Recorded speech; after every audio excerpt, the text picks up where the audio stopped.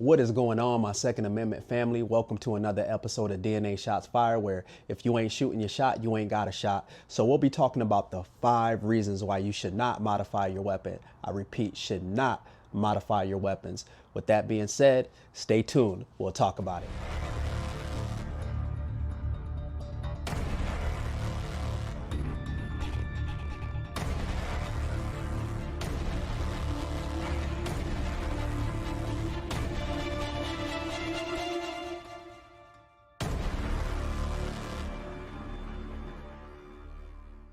Okay, so we're back, family.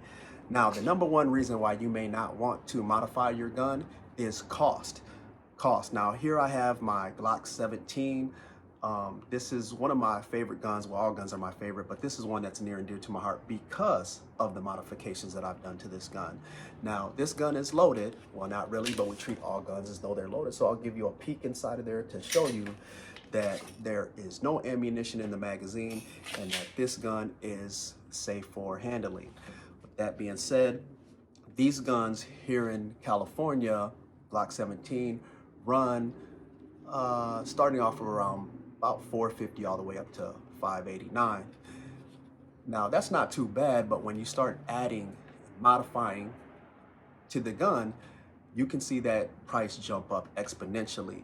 And so as you can see, I've added a new slide, and I won't go over every component or modification that I've done and its price, but I just want to give you a general idea of how this can jump up pretty quickly. So I got this slide from Strike Industries. This slide cost me around about just a little over $200.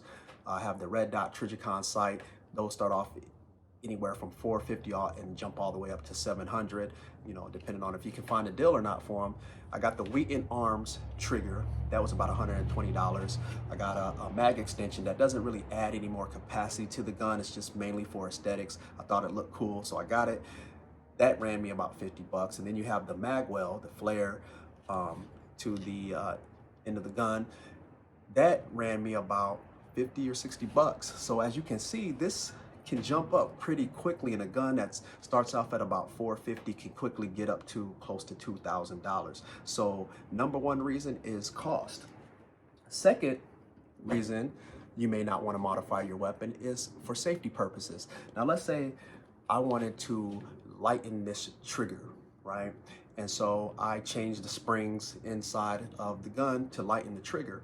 And I wanted to take it down to about a 2-pound trigger pull. Well, that may work great for competition shooting, but if I wanted to carry this gun as a concealed carry, I would not recommend making your trigger that light, because it's more likely if you have, you know, if you touch your finger on that trigger, it's more likely to go off when you don't want it to. Now that can happen even if you don't make that, but I think it's just gonna be a lot more easier if you make that trigger pull just a little bit lighter. So number 2 is safety.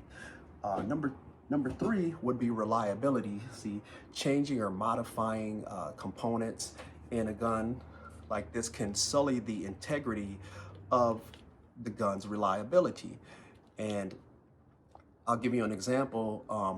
You know, when I first got into doing these modifications, I changed the spring for the slide. I put in a new recoil spring and I put in a lighter one.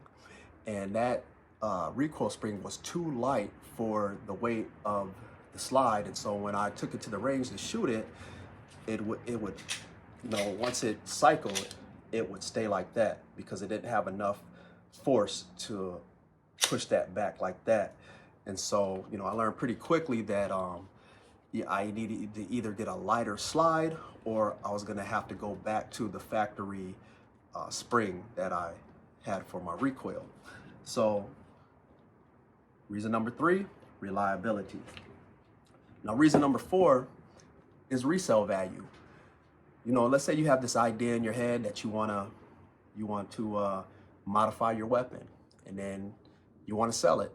So you take it to a gun store. I've seen so many guns, cool looking guns too, that were modified, that have just been sitting in these gun stores. I've seen them sitting there for months, even all the way up to a year, right?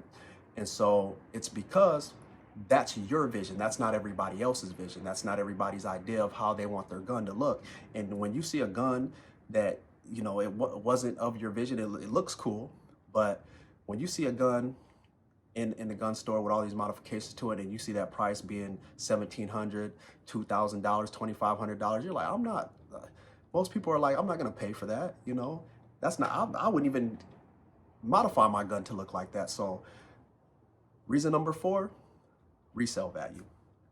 Okay, now reason number 5 why you should not modify your gun is because of legal reasons, right? You never want to have a modified gun, and this is just my opinion.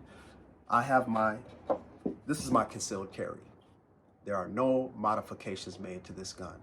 It's just a factory gun, straight out the factory, and it's reliable. I've never had any issues with this. It's safe, and it'll do the job if I need it to, right? Think about making modifications to your gun. Laws vary from state to state, family.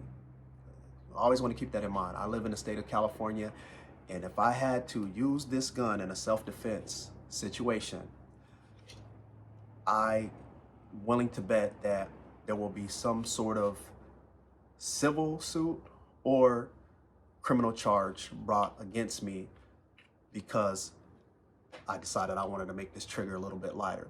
And somebody in California is gonna be like, oh, that makes the gun more dangerous. And so to circumvent or avoid having to deal with that, you may wanna stick with something like this as your concealed carry. So with that being said, family, there's nothing wrong with wanting to modify your guns, but just keep in mind that you may not want to carry this as a self-defense weapon because of all the issues you may run into, the issues that I've covered in this video that can make this less than appealing gun for your concealed carry. So with that being said, thank you for joining me on another episode of DNA Shots Fired. Peace and love, family.